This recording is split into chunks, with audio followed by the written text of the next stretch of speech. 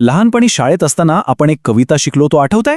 ती कविता आजही मनात देशभक्तीची तीच ज्योत पेटवते, आपल्याला त्या वीरांची आठवण करून देते ज्यांनी आपल्या स्वातंत्र्यासाठी आपलं सर्वस्व अर्पण केलं. हो, हीच ती कविता. ते अमर हुतात्मा झाले आपल्या बालभारतीच्या पुस्तकातली. आठवलं? हे फक्त शब्द नाहीत आहे का? ही तर त्या अमर वीरांना दिलेली एक आदरांजली आहे, ज्यांनी आपल्या सगळ्यांच्या भविष्यासाठी स्वतःचा वर्तमान पणाला लावला होता. चला तर मग पुन्हा एकदा त्या शाळेच्या सोनेरी दिवसांच्या आठवणीत रमून जाऊया आणि ही स्फूर्तिदायी कविता पुन्हा एकदा मनापासून ऐकूया.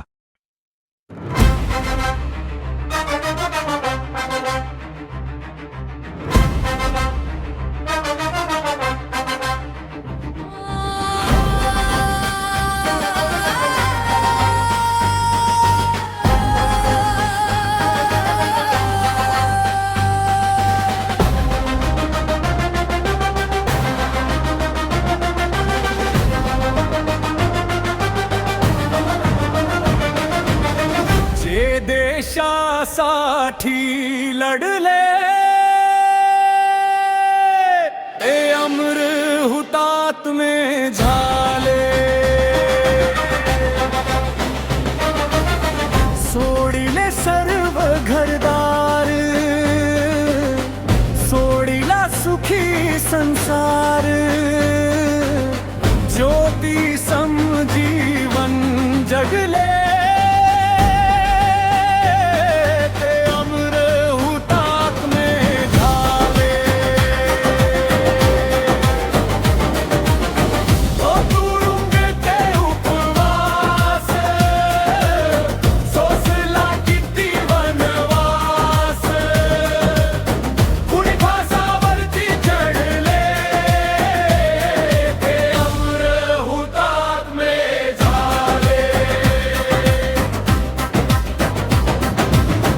झगडली झुंजली जनता, मग स्वतंत्र झाली माता. हिमशिखरी ध्वज फडफडले ते अमर हुतात्मे झाले. हा राष्ट्रध्वज साक्षीला करू आपण वंदन याला. जय गीत गाऊया फुले ते अमर हुतात्मे झाले.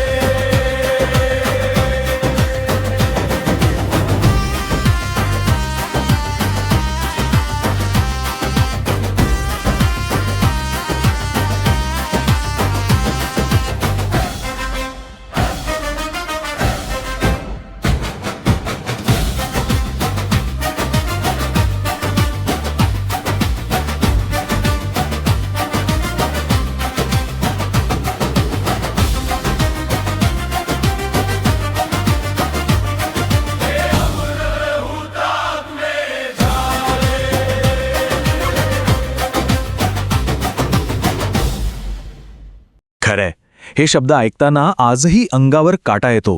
पण तुम्हाला माहितीये, या साध्या सोप्या शब्दांमागे किती मोठा, किती खोल अर्थ दडलेला आहे.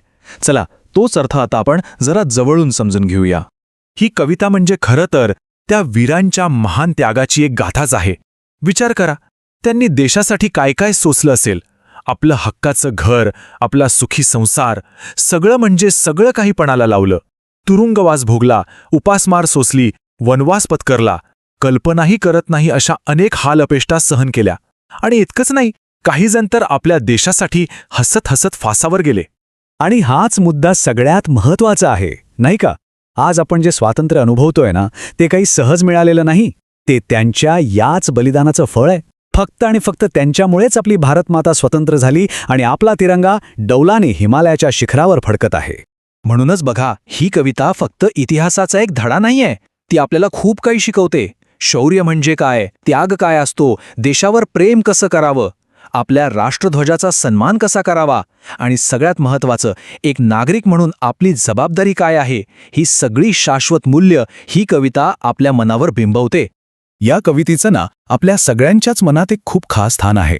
आणि याचं कारण म्हणजे तिची नाळ जोडलेली आहे थेट आपल्या शाळेतल्या त्या सोनेरी दिवसांशी. आठवून बघा, आपल्यापैकी किती जणांनी ही कविता बालभारतीच्या पुस्तकात वाचली असेल, शाळेच्या वर्गात आपल्या गुरुजींच्या आवाजात ऐकली असेल, किंवा मग सकाळच्या प्रार्थनेनंतर? ते दिवस आठवले का? आणि हो, 15 ऑगस्ट आणि 26 जानेवारीचे कार्यक्रम कसे विसरता येतील? तेव्हा जेव्हा ही कविता सगळ्यांच्या आवाजात एकत्र गायली जायची ना, तेव्हा नकळत अंगावर शहारे यायचे आणि मनात देशभक्तीची एक वेगळीच भावना दाटून यायची. खरे की नाही? बरं, पण फक्त त्या गोड आठवणीत रमून चालणार नाही का? आता खरा प्रश्न हा आहे की कवितेतून मिळालेली ही शिकवण आपण आजच्या काळात कशी वापरू शकतो? त्या हुतात्म्यांना आपण खरी श्रद्धांजली कशी देऊ शकतो? त्या वीरांनी तर देशासाठी आपलं जीवन अर्पण केलं. आता आपली पाळी आहे. आज आपण देशासाठी आपापलं काम प्रामाणिकपणे करणं, चांगलं शिक्षण घेणं, एक उत्तम आणि जबाबदार नागरिक बनणं, आपल्या पर्यावरणाचं रक्षण करणं आणि आपल्या प्रत्येक कामामधून भारताचा सन्मान वाढवणं, हीच त्यांना वाहिलेली खरी श्रद्धांजली ठरेल. तर मग आठवते का ही कविता स्वातंत्र्य दिन किंवा प्रजासत्ताक दिनाच्या कार्यक्रमात कधी गायली होती का? तुमच्या बालपणीच्या या आणि अशा अनेक सुंदर आठवणी आमच्यासोबत कमेंटमध्ये नक्की सांगा.